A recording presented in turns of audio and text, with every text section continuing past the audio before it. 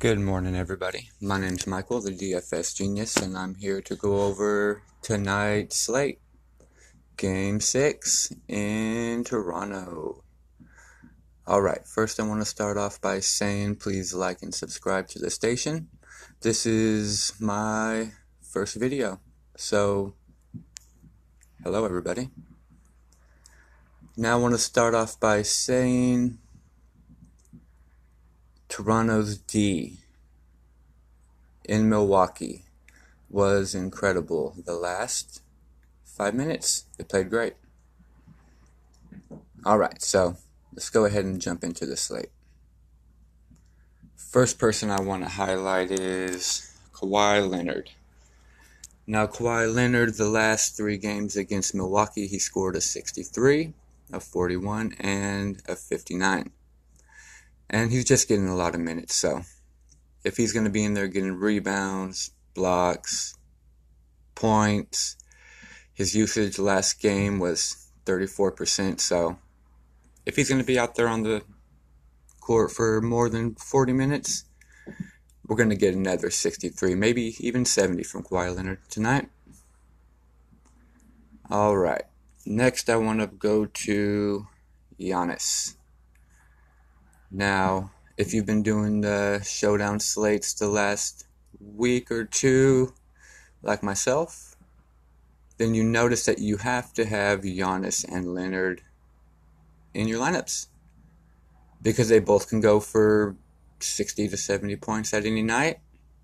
And if you don't have those points, you are not going to cash. You may not even cash $1. Alright, next I would like to point out Siakam. Now, don't get me wrong, last game, the first couple minutes, he got 2 fouls. And I almost broke my phone. Now, I thought he was going to get in major foul trouble. I had him in, and don't do this everybody, but I had him in 100% of my lineups, which is risky.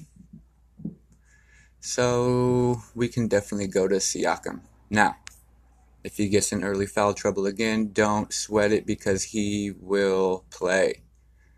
Unless he gets 3 to 4 fouls in the first half, and then we may not even see him in the third quarter.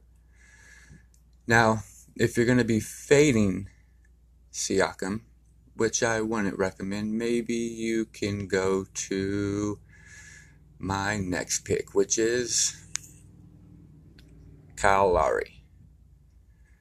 Now, Kyle Lowry at home, he loves playing at home, period. In the last 3 games, he got a 37, 41, 27, with about a average of 20-ish% usage in both of those games. So if you want to go there, I don't believe many people are going to have Kyle Lowry, so maybe to be contrarian, you can go there.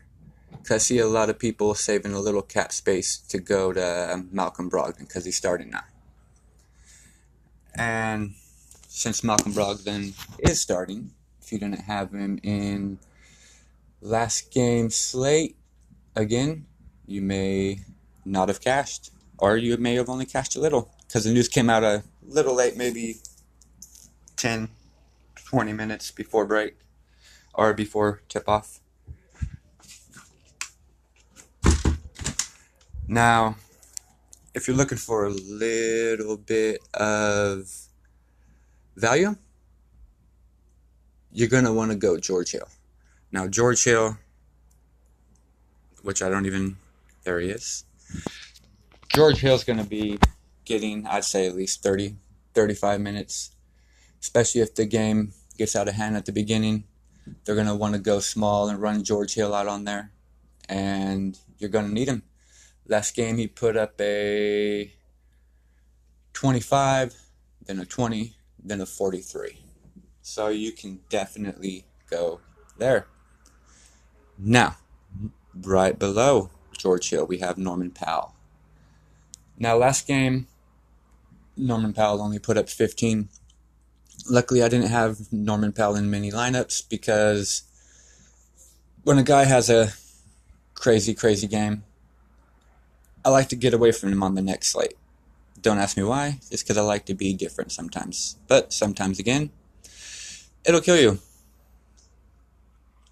So, recency bias. Do not play recency bias. Now, I'm going to go back to Marc Gasol because Marc Gasol is my highlight. Not many people are going to have Marc Gasol. So, if you're building 20 to 100 lineups, I would get myself 70% Marc Gasol just because he can put up a 50. He can put up a 50 out of nowhere. He can get 35, 40 minutes as long as he stays out of foul trouble. So we can definitely go there. All right. And for my last two picks, I want to go with Fred VanVleet. Now, like I was saying in the beginning of the video, I did not have any Fred VanVleet last slate. And it killed me. Killed me a lot. I had a lot of Ilyasova. And he was just a soulless life form on the court. I mean, he literally got me, I want to say, 2 points. 2 points. I could have put my 4-year-old son on the court, and he would have at least got 2 rebounds, maybe even a steal. So, yeah, I'm a little salty and a little hurt about that, but we move on. We move on. It's a beautiful day. It's a new day. We can make a lot of money, and I'm just here to try to make your stack bigger. We need to make some money. We need to get it going. All right. Now, if you really want to go on a contrarian pick and get some very, very cheap value, there's Danny Green. Danny Green's going to play. He's going to start, guaranteed. If he knocks down first couple threes, get you a steal, they're going to keep him out there for at least 25, 30 minutes. If he can score. Which, like Ilyasova, he can also just shit on every lineup you have. Now, again, he can go out there and shoot a random 30, and then you may need to have him to cash or even come from first to fifth place. But, again, I would not go there. I can just go $1,000 up more and get me some George Hill. Now, you notice I keep going past Ibaka. I really don't feel like today Ibaka's really going to get you there. He may get 15 points, but you do not have to have him.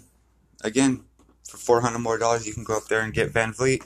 VanVleet's going to give you maybe 25, 30 minutes. They feel that they found something in VanVleet.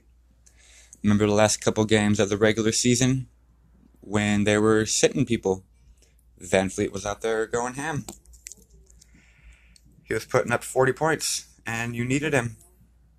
And he was cheap. He was a cheap option out there. All right, everybody, so that's going to do it for today's slate. Good luck. If you have any questions, comment, let me know. And I will see you all tomorrow.